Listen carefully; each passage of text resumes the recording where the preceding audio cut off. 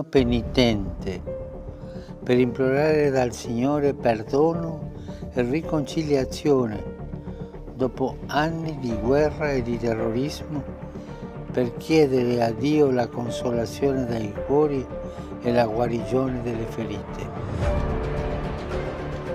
E giungo tra voi come pellegrino di pace.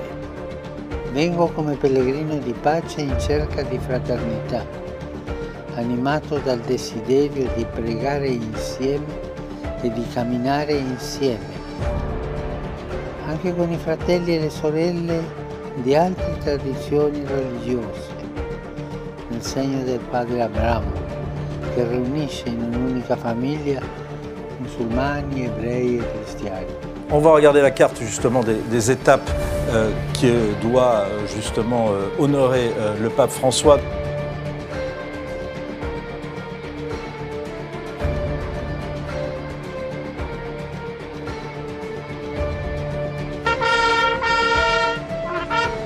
Une visite très attendue, à la fois emblématique et historique, accompagnée d'un imposant dispositif de sécurité.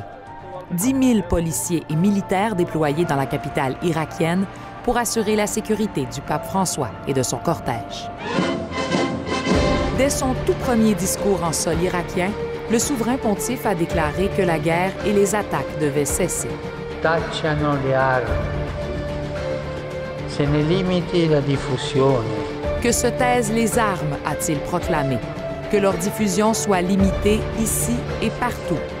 Un appel à la coexistence pacifique des différents groupes ethniques et religieux.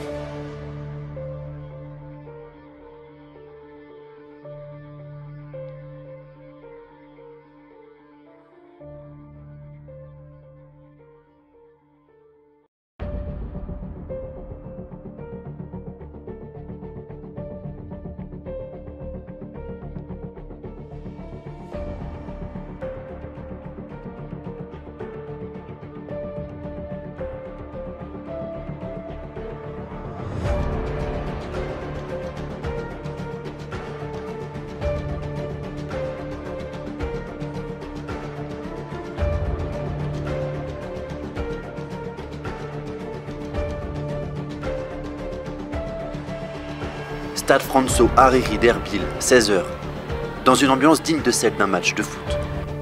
Au total, ils étaient environ 8000 à avoir décroché leur ticket d'entrée. Cette visite papale, la communauté chrétienne du pays l'attendait depuis très longtemps, 22 ans exactement, et le voyage avorté de Jean-Paul II en 1999. Alors forcément, parmi les fidèles, on trépignait d'impatience. Lucile, pourquoi le pape a choisi Erbil précisément pour célébrer cette plus grande messe, la plus grande messe donc de sa visite en Irak?